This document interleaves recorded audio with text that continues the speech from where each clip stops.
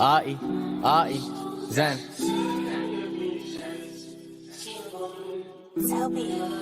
Yeah, yeah. Look, we're just gonna throw some bars in, have a bit of a laugh, have some fun. Hope you guys like it. Much love. You know it is. Come on, you ones.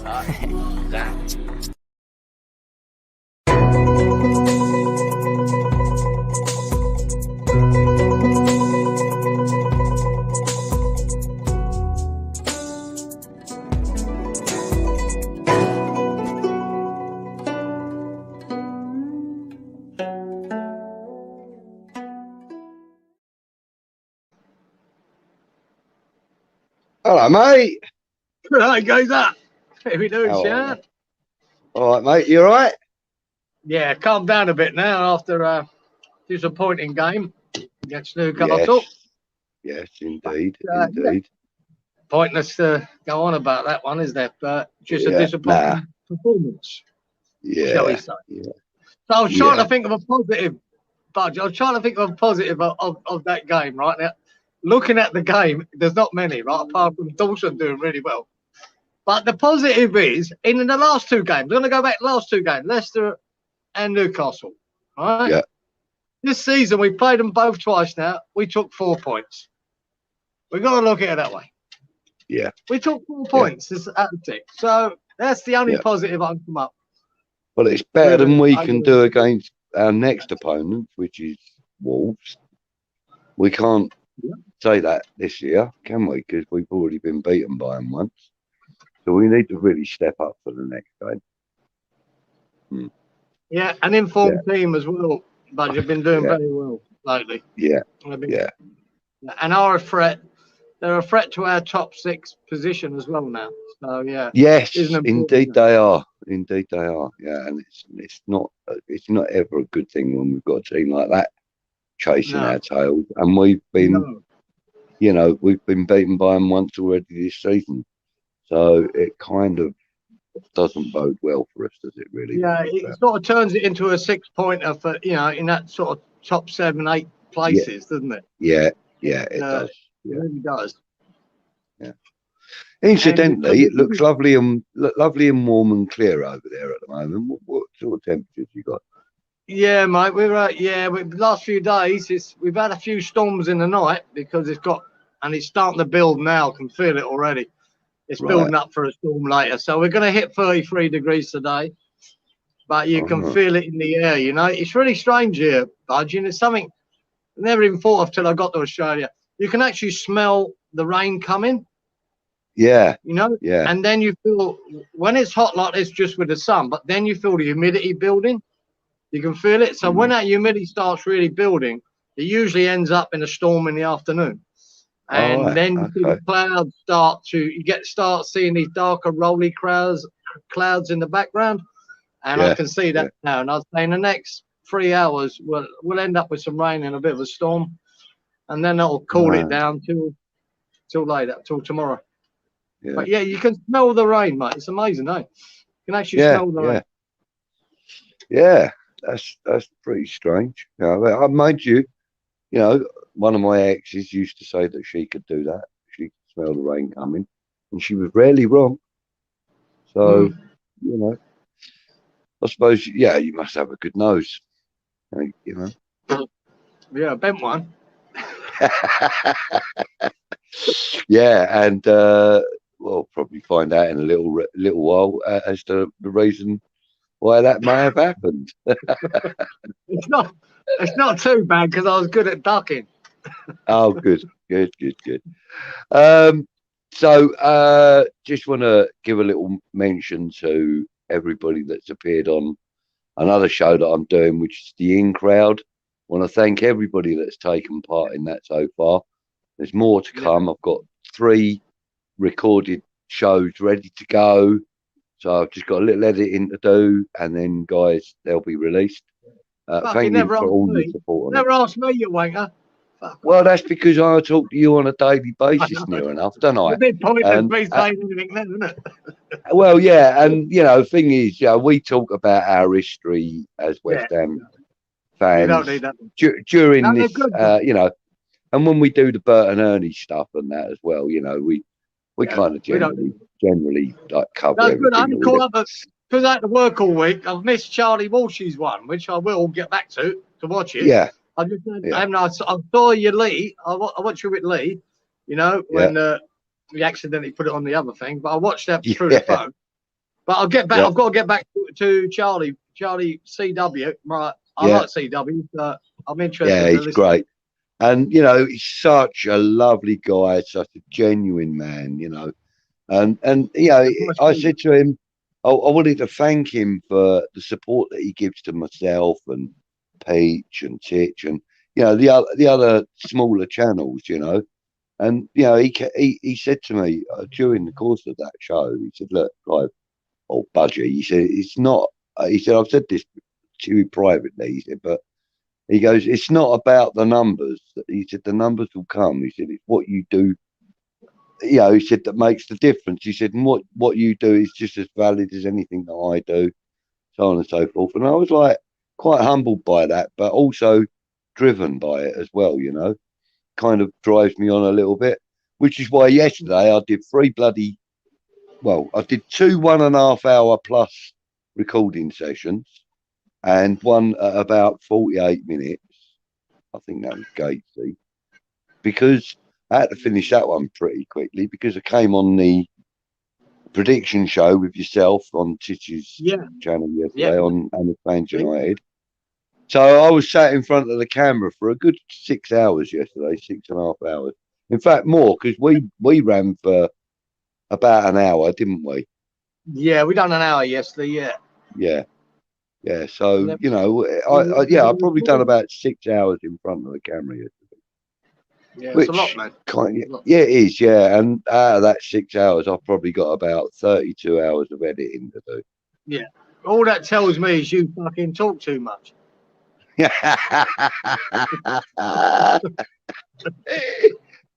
Oh fucking hell! You know, I could have sworn your mum and dad were the same people as mine. Fucking hell! Jeez! Oh, great! I love it. So, what I've got with CW though, because like I said, the first time I ever went on something was the American Hammers TV on a chat.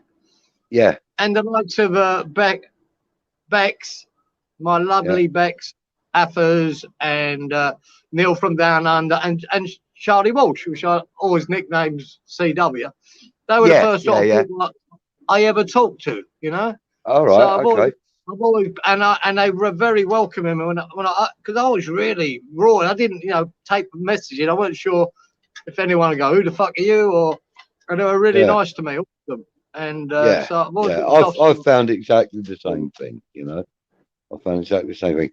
And while we're on the subject of Becca, lovely girl that she is, and Tom, her partner, as some of you probably already do know, and some of you that don't know, they had a bit of a tragedy just recently, which was kind of overshadowed by the loss of Isla. They lost a baby themselves, and unfortunately it's caused a few issues for them, and especially for Becca.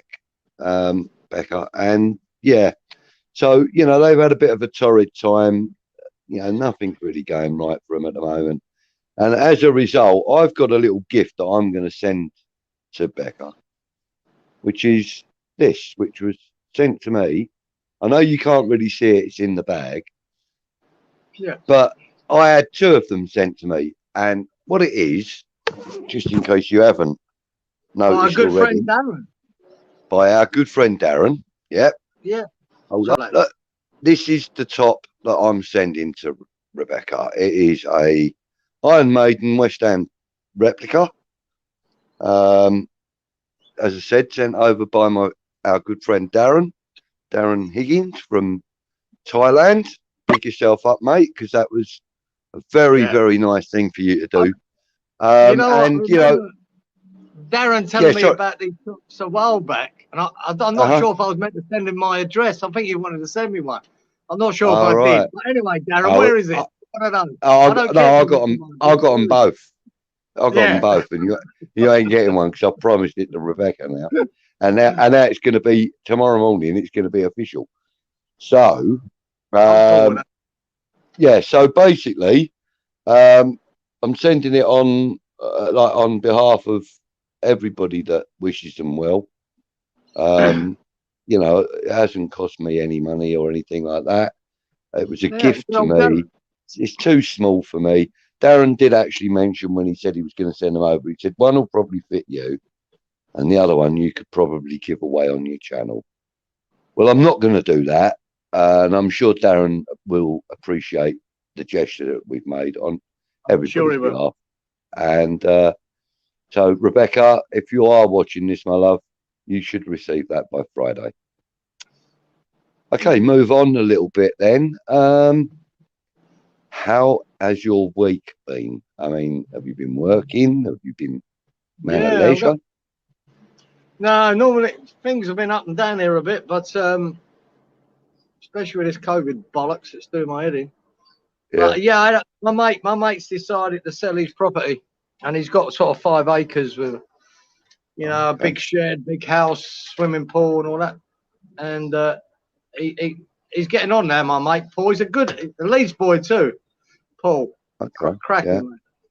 And I've known him for now 30 years. Here, I worked for him before when he used to have a factory, so I've always done anything he's needed done around his house. I built him a deck around his house at one stage, but I've always done. And he's asked me just like you just want to do little bits and pieces because they're putting it on the market. So I've been doing that all week and some landscaping as well. When I say landscaping, they're getting a chainsaw and chopping down bloody bush and trees. And so, yeah, it was good to get out of the house. And, you know, my back's suffering for a bit now, though.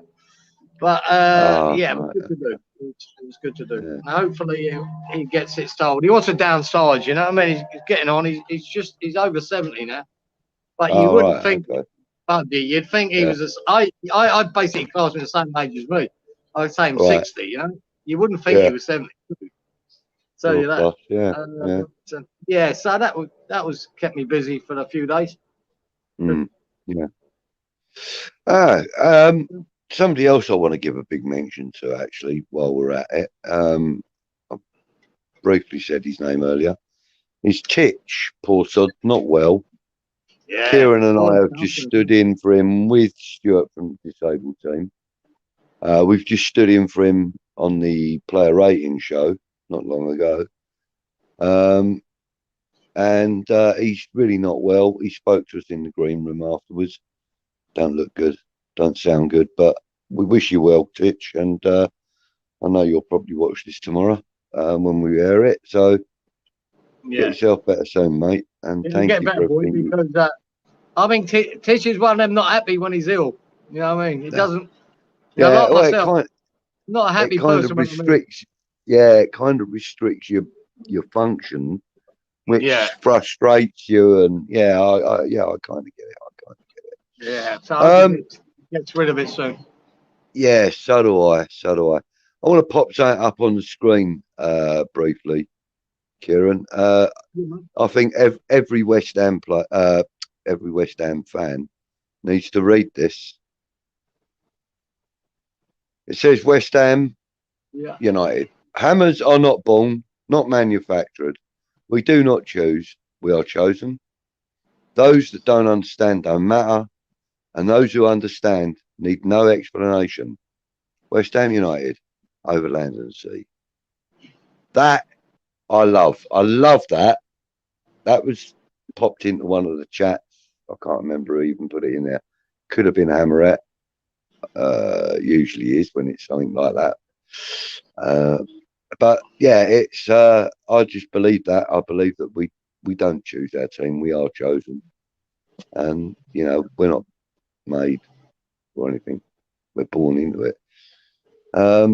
With the exception of people overseas. I mean, not like yourself, Cieran, you're an expat, but you know, like the guys in America and that. Exactly. You know, the guys in America and that. I mean, I admire them for having chosen West Ham, which is why I do this in-crowd thing, because you know everybody's story is different and everybody's story is just as valid as the next man's.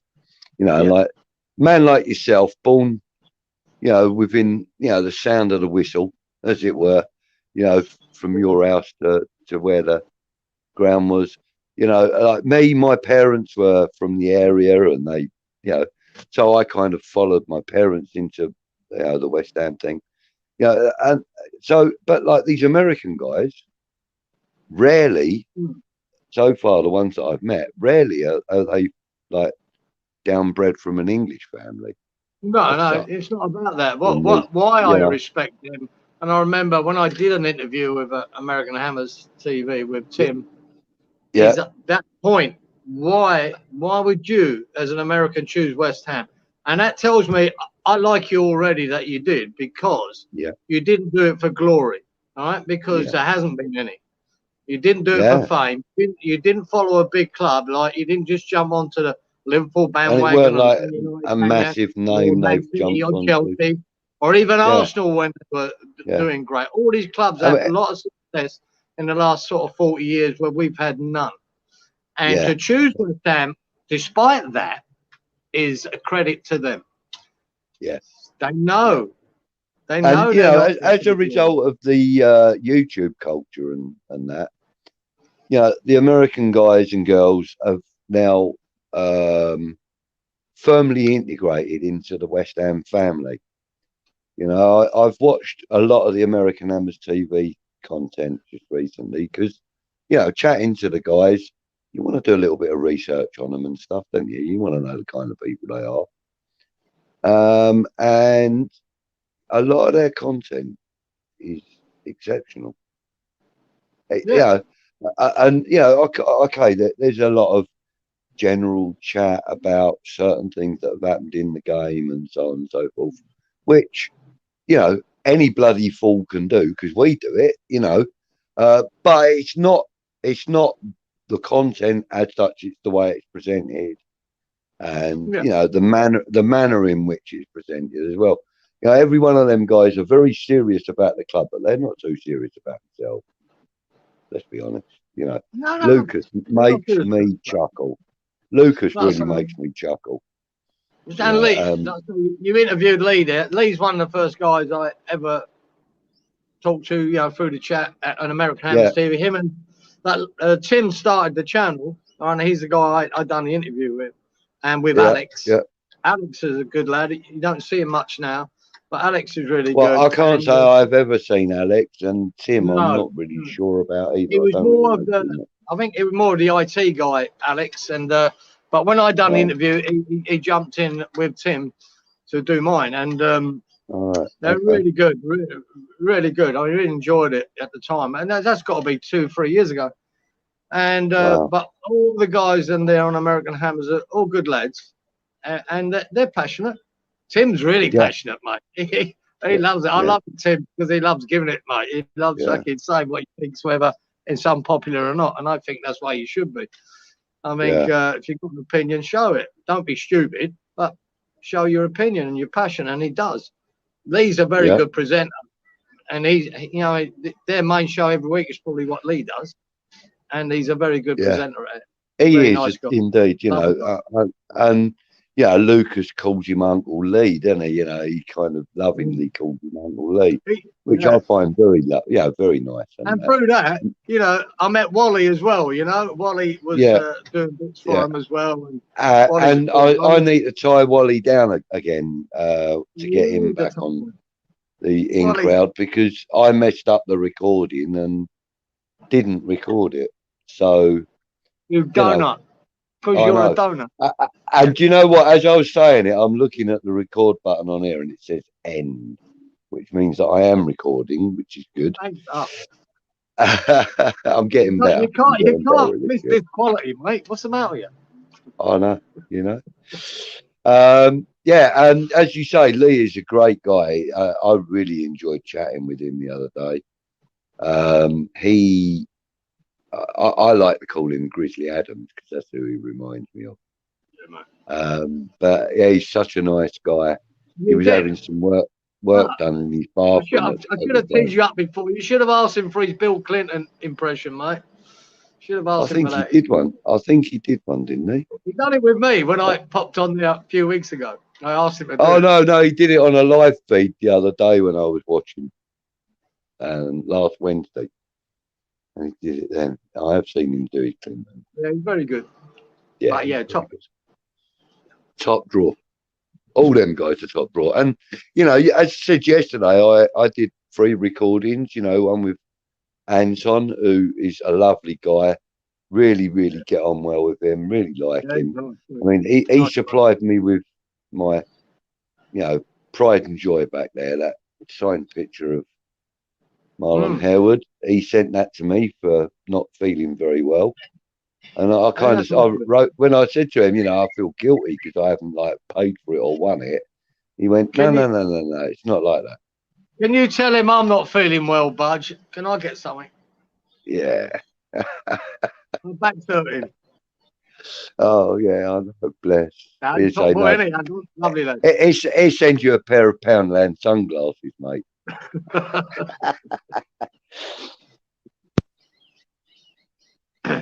Hello. Yeah. Okay, so yeah, so Anton was brilliant. I love chatting with Anton, and you know, when you get to watch his show, with me, it's quite a revelation in there, really. I'm not going to go into too much detail. Well, don't say I'm not going to go into it and then do, right? No, I'm not going to do that. No, I'm not going to go into it. I'm not going to spoil his story because Anton tells it far better than I could. But yeah, there's some very, very interesting points in there, and you know, I've already said that I want to do a show called Cross Channel Ferries, which basically means that I'm talking to people from other channels on YouTube. Now that could be somebody who's doing sewing and crochet, or it could be someone who, you know, flies a drone or whatever. I mean, you know, it could be a Southampton YouTuber or a Liverpool or whoever. You know, I'll have anybody on the show. That's what the idea is, for them to talk about their channel and for me to talk about mine to them. But I would like to get Anton on now. But the trouble is, I think I'd probably have to serialise it over a couple of weeks because I really have got a lot of questions. I'll tell you what, there could be, what I would love to do, right? Yeah. With you, right? On your channel, sir, is get Anton's dad on there, and I want to be on there, all right? Because what you don't know about Anton's dad, me and Anton's dad went to the same school. I do know that. I've mentioned it. Went to some Bonaventure. Only a few hundred times, you know. It's not like me. Yeah. I think Anton's dad left as I went there. You know, he's probably half a dozen years older than me. So we got talking in the chat one day, and he went, "Shit, you're Bonaventure's boy as well." And he went, "Yeah." And he loved the school. He told a guy, our headmaster was Father Howard, and he was there in his day as well. So yeah, I'd love to have a chat with Anton's dad, Jim Baker. His name is. I'll tell you what then. If I can arrange it, get him on. I'll just do what Titch did for the other show that we've just finished. I'll sit in the green room and I'll let you two get on with it. All right, man. I'd love to have a chat with him. I mean, we've been talking about doing the Wizard of Oz. There it is. There's your first show. Talking to Anton's dad. Yeah, we'll have to hit Anton up, see if we can get Jim to jump on. I'll talk to him tomorrow. Right. Okay, so what else can we discuss, mate? Anything else exciting happening? Or anything like dodgy happening? Not dodgy. Nothing dodgy, mate. What part of my back being dodgy? You ain't got no pieces of, like, you know, famous art tucked away in your cellar or anything like that, no? Not anymore. That all went with the cash from the Great Chain Robbery, I know. Yeah. I shouldn't have buried it, mate. I shouldn't have buried it. I think I fucked it. Yeah. And they all think that Mona Lisa is real, don't they, mate? Eh? Yeah, they do, yeah. I've seen that. I went to, you know, I don't mind a bit of culture in there, geezer. Yeah. I was when I was working in Belgium. I was working in Antwerp, and the missus at the time, Angela, she was in London, and her sister had come over from Australia. We were living in London at the time. I was working in Antwerp, so we decided to meet up in Paris for a weekend, and we stayed right near the Moulin Rouge there in Montmartre. But we went to the Louvre and got to see the Mona Lisa. We got to see that painting, and it's quite underwhelming, to be honest. Oh, I get it. When you see all the other works of art in the Louvre, it's pretty underwhelming. The Mona Lisa. There's some beautiful. Yeah, and I don't mind a bit of art now and again. So a few years back, I went to work in Germany. As you know, I used to be a DJ. Like I was like what they would call a personality DJ. You know, I suppose like a radio presenter type thing. You talked on the microphone and announced people's birthdays and laughed at people when they were dancing shit and things like that. You know. Anyway, so I went for this audition in London. I see this advert in, can't remember even what paper it was, but it said, like nightclub DJs wanted for European venues. Anyway, they asked me where I wanted to go. I think they had 2 different places in Germany and one in, what's the other one? Can't remember now. Spain or somewhere, I think. But the Spanish one, the position had already been filled by the time I got to my audition. So there was just these 2 venues in Germany, and they said to me, we want you to do an audition, bring a tape of you DJing, and we want you to do some DJing live. So that's what I did. They offered me the job on the spot, and I said to them, "Yeah, I'll take it." And he said, "Okay, can you fly out tomorrow?" I went, "Yeah." No preparations or anything. I just literally went home, packed a bag, told my girlfriend I was going, and that was it. Got on a plane, fucked to Cologne. Anyway, for my first 2 days in Cologne, I didn't have much to do. And during the day, I had nothing to do anyway, because working in a nightclub. But this nightclub was situated at the top of a hotel called the Dorint Congress Hotel in Cologne. Anyway, so first 2 days I had nothing to do. So on day 2, I thought, I'll go and have a little look around the town, around the city, go and have a look, see what's going on. And then I thought, Cologne's got a beautiful cathedral, loads of history. I thought, I'll wander over there and have a look. I spent 4 hours in the cathedral, just wandering around looking at stuff. It was amazing. I'm not a religious person at all.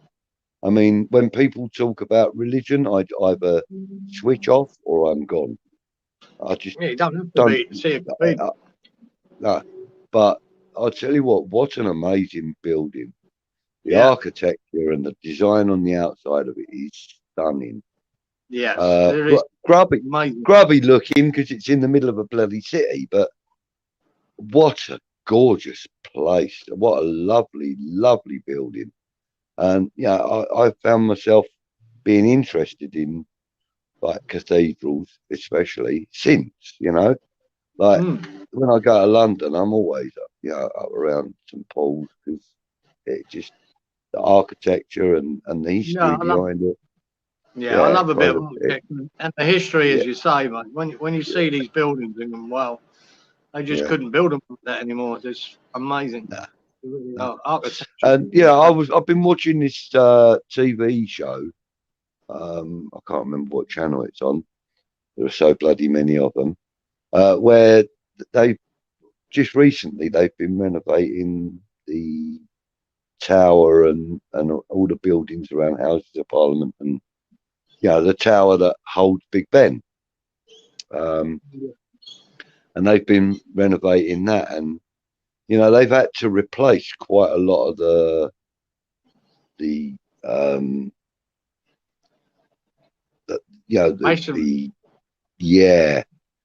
had to replace a lot of them, and they've had stonemasons carving and all that on site, carving on site, up on a scaffold, like 30 meters up in the air. I mean, Jesus Christ, you wouldn't even get me letting go of the safety rail at 30 meters up. These geezers are hanging over the edge like that, chipping away on a bit of bloody marble or something. Oh, they're amazing. Them stonemasons are amazing. Amazing guys. Yeah, I done that in because I'd done a few places in Germany. I worked all over Germany, right? Mostly in the east. And when I was in the east there, mate, I found out. Do you remember the old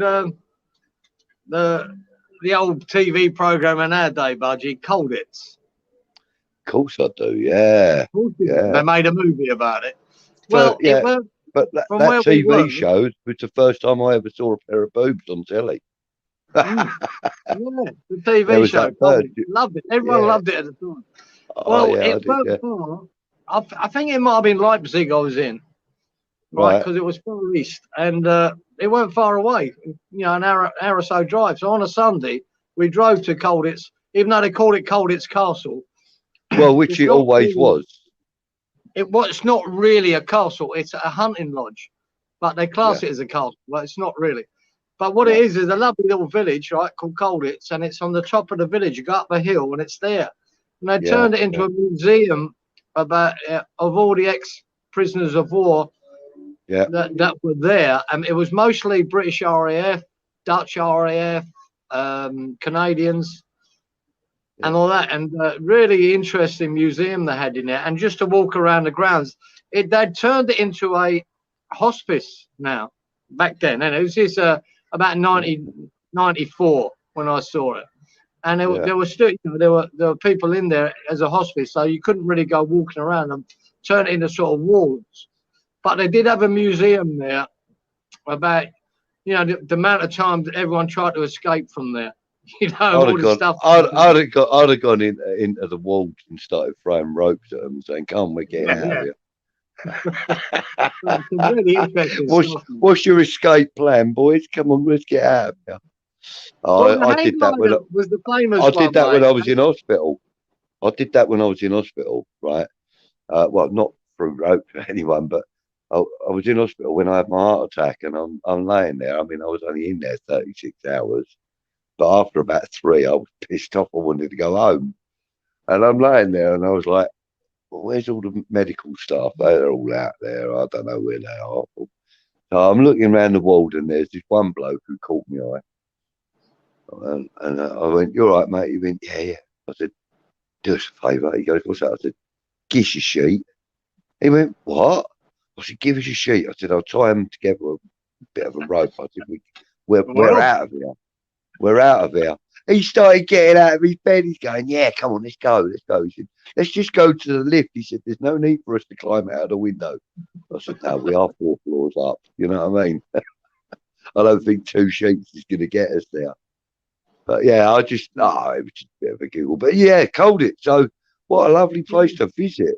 Oh, blimey. Yeah, and it's in the middle my brother. Countryside.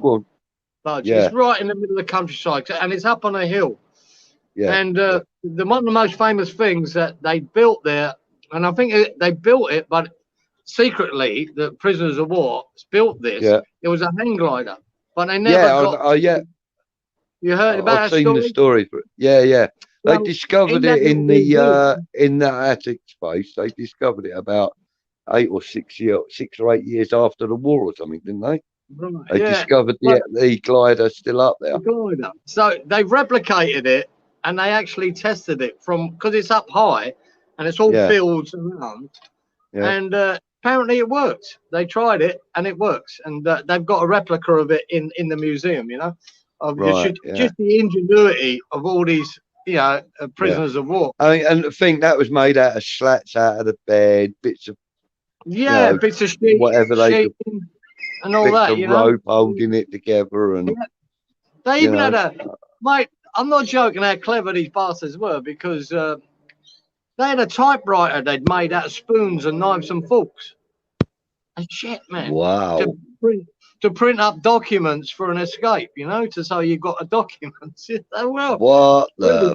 really ingenious shit like going on. Not that Oh many my of them got God. away. Even if you got away, No. there, it's such in the middle of nowhere in East Germany. Mate, Yeah. it'd be a miracle even if you got out to get anywhere. Yeah. I think Douglas My Bader was there. Yeah, He yeah, was he there. was. Yeah, he was. Yeah, my uncle, he was captured by the Italians during the Second World War, and he escaped from the Italians, and made his way to, where did he make his way to? Spain, I think it was. No, no, Gibraltar. He made his way to Gibraltar. Somehow they got to Gibraltar, and they managed to get back to the UK on a ship. But he was telling me that the Italian guards were vicious and brutal. He said they had absolutely no regard for anybody's well-being at all. You know, like he said, you know, you could be walking down the concrete steps, you know, which was like a spiral staircase that he described to me. He said you could be walking down that, and you could be walking 2 or 3 steps in front of the Italian guards, and they would pick up their pace and push you down. So you go down face first on this spiral staircase and that. He said, yeah, they were just brutal and nasty. He said, you know, the day he got there, he was planning to get away, you know, and he said, like, fortunately, I think they got about 5 of them out or something.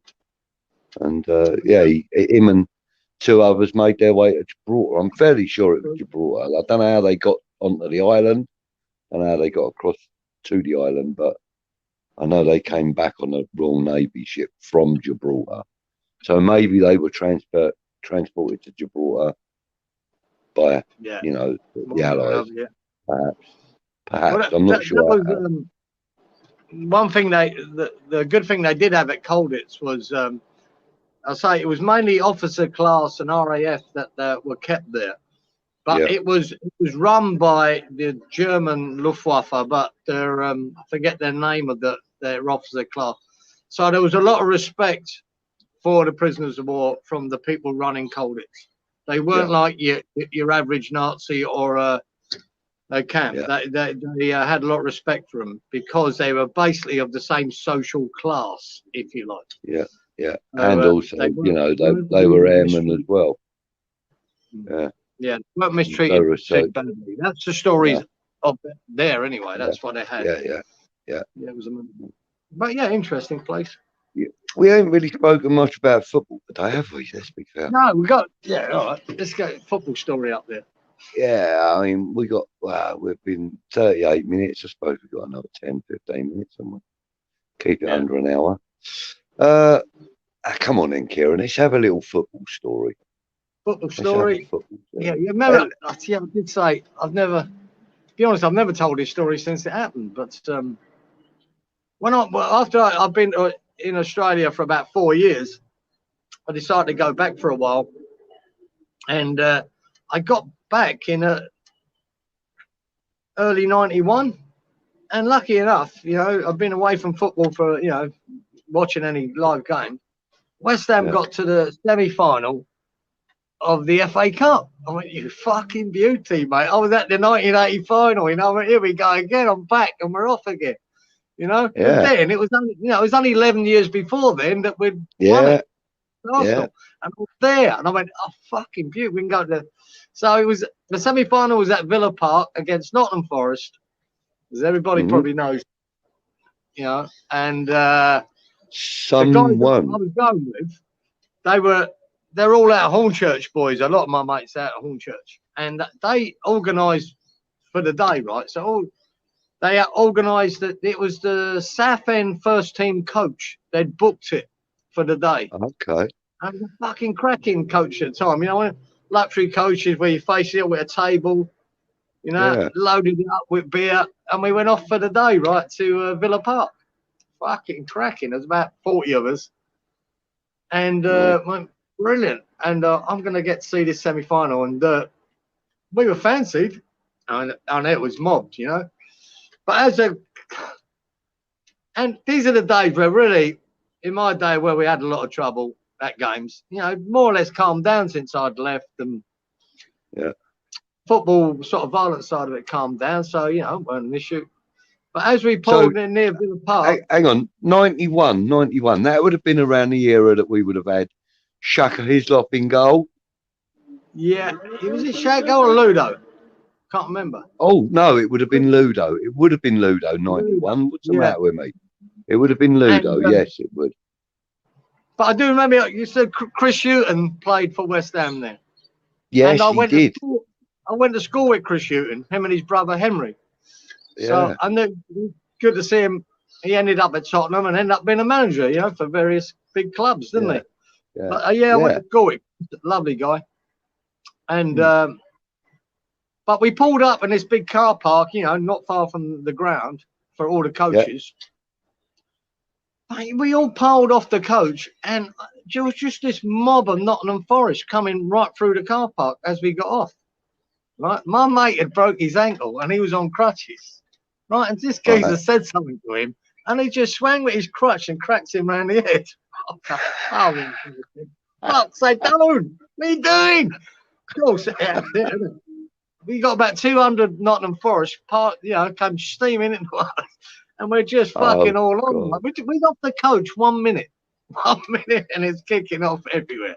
And all of a sudden, the police came from everywhere. And I remember an arm on my shoulder. I just hit this geezer as he came near me. And his arm on my shoulder grabbed me, and I shrugged him off. I thought it was another supporter. It was a copper. I got off him. I went, shit. And I legged it, right? I legged it out of there, mate. So, jeez, I just got back from Australia. I didn't want to be nicked. So then he grabbed my other mate, Dave. Right, they pressed him into the ground, and loads of coppers came down, and it's all broke up.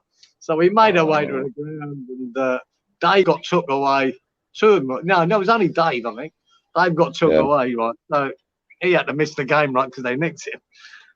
And we got to the ground, and then, you know, the history will tell you now that fucking that Grant Hackett, the referee, sent off Tony Gale early.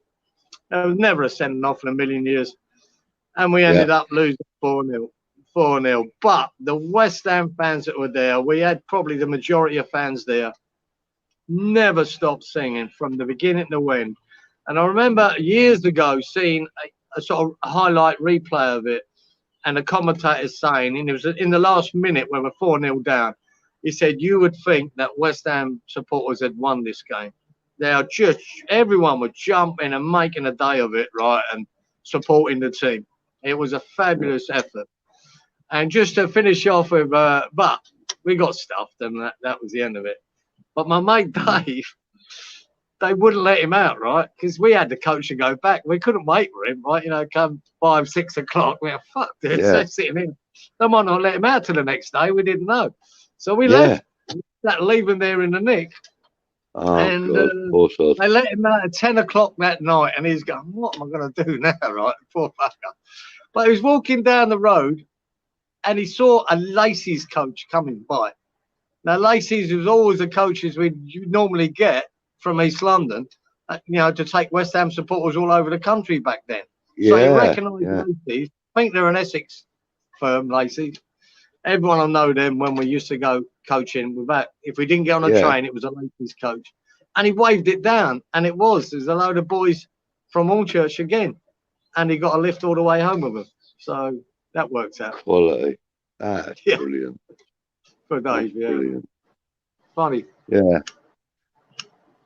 Quality. A few years ago, I say a few years ago, back in early 80s, 81, 82, went to Bournemouth to a game. Now, something tells me we were in the second division at the time,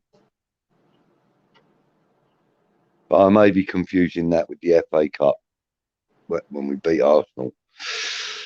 But anyway, we played Bournemouth, and me and a pal of mine decided we were going to go for the weekend, not just for the game. So we, you know, midday Friday comes, and we're getting in the car to go to Bournemouth. So we arrived about 4 o'clock in the afternoon, booked into this bed and breakfast, goes out on the Raz, had a bite to eat, gets on the drink, gets arrested about 9:30 for a little altercation that took place in a bar. I took offence at a bloke he was chatting up one of the barmaids in this pub, which was fine. I had, nothing to say about that. But it was when he started going, "Come here, you fucking slut," and things like that. I kind of pulled him on it. I don't tolerate that. No. Yeah, I don't tolerate that kind of behaviour towards any woman, regardless of what that woman may have done. I don't tolerate that kind of behaviour. So I kind of pulled him and I said, "Yeah, mate, come on, give it a rest. Poor girl's trying to do her job and she don't need you throwing insults like that at her." It got a bit narky and he got a bit nasty and threw the first punch, which I think he regretted later. Anyway, so me and my pal, we've kind of ironed him out a little bit and we've got ourselves arrested. Well, we're like, fucking hell, Bill. What if they don't let us out? What if they don't let us out? And like, we've been arrested probably about 11 o'clock in the evening, 10:30, 11 o'clock in the evening. So anyway, we're in this bloody police cell. Well, he's in one, I'm in another one. Didn't get to see each other all night. And like, got to about 10 o'clock in the morning, and I said to the police officer, I said, "Mate, you're going to let me out?" He's like, "No, you were arrested, you were drunk and disorderly and blah, blah, blah. We can hold you for 24 hours if we want to. We'll let you go when we're ready." I was like, fucking hell, I'm never going to get to the game, never going to get there. Gets to about 11:45 and I'm like getting really frustrated now. And I'm like, "Mate, come on. It's been like at least 14 hours since I got arrested. I'm perfectly sober. You can let me go now. We're going to question you now." So they started questioning me at 12 o'clock. I was like, "What the hell?" Anyway, so like they're asking me what football team do I support and all this, that, and the other. And because I thought, "Oh, this is what this is all about," So I said, "No, mate, I don't support football. I don't follow football. I'm not into football at all." He's like, "Yeah, but you've got like a West Ham scarf on, mate."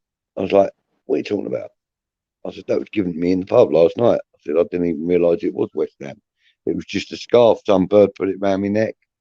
Blah, blah, blah." He's like, "No, I'm not having that. I ain't having that." And I was thinking, "Oh, no, they're not going to let me go. They're not going to let me go." And then at 1:15, they said to me, "Go on, fuck off." I was like, "What?" I said, "Go on. Go and get yourself on a train and go home."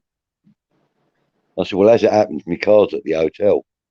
He said, "What hotel?" I said, "Well, it's B&B, mate." And I told him where it was. He was like, "Oh, okay." He said, "So you've wasted your money for that for the night, which was 18 quid or something." Like, yeah, I've wasted my money, but hey, you never know. Anyway, so they actually gave me a lift back to this B&B so I could go and get my car and bugger off out of town. Well, I just went into the B&B, said to them, "Look, I know I didn't turn up for the room last night or anything, but is there any chance of me buying a bit of lunch in your little restaurant thing, And she goes, "Yeah, of course there is, love." And I sat down, had a bit of lunch and that. And I just went to the game. My mate turned up at the B&B as well with me. Well, like just shortly after me. I think he got a lift back as well, actually. And we went to the game and thoroughly enjoyed it. I think we won 2-1. But yeah, that was a bit of a naughty experience, actually, because I do tend to overreact when someone's insulting a woman or having a go at a woman. I tend to sort of react very badly towards them. Yeah, I do, unless it's me doing it.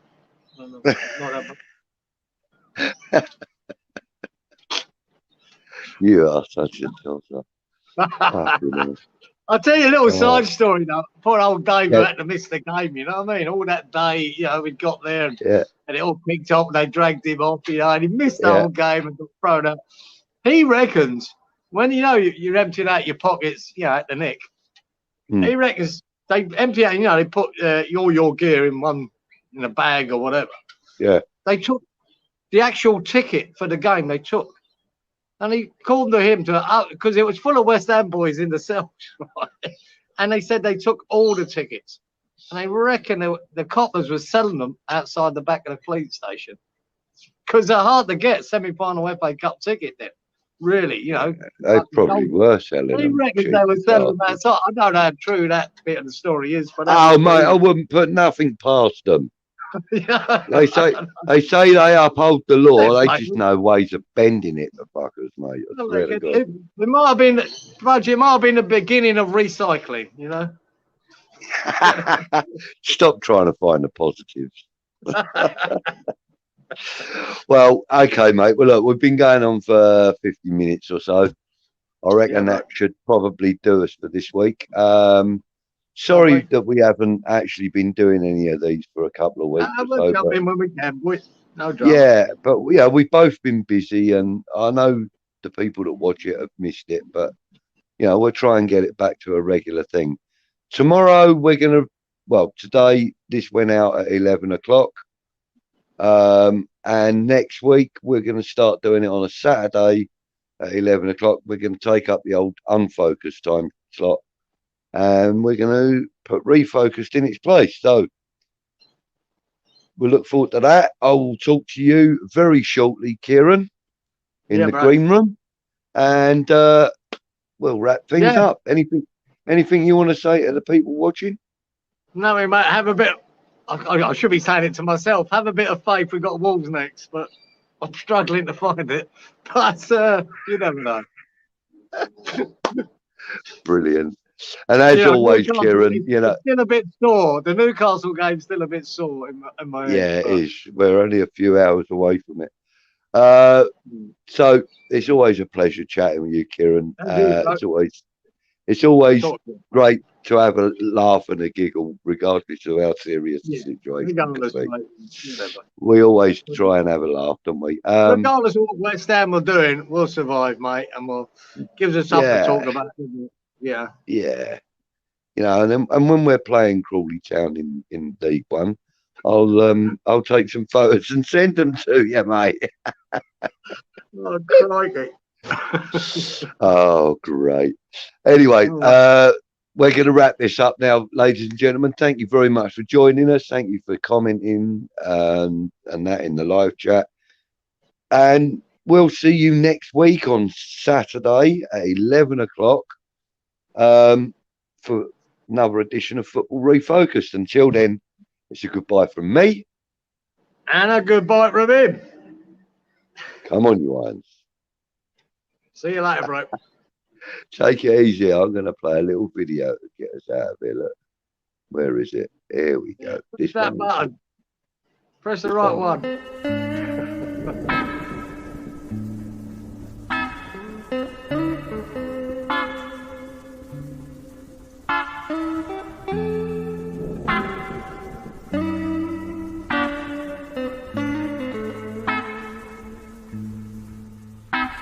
I'm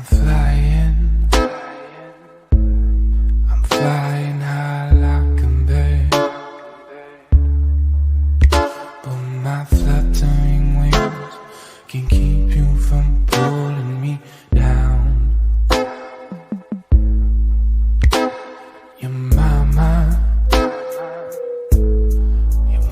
says I'm a fool,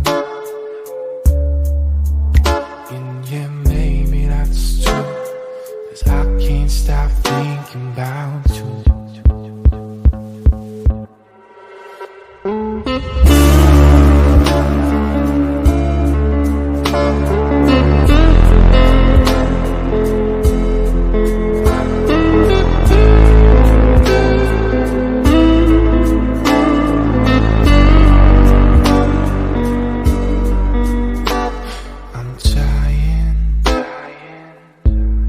I'm trying not to forget my words, 'cause when I'm around you, I tend to keep changing my mind. I promised myself not to slip back into unhappy, 'cause heartbreak is sad.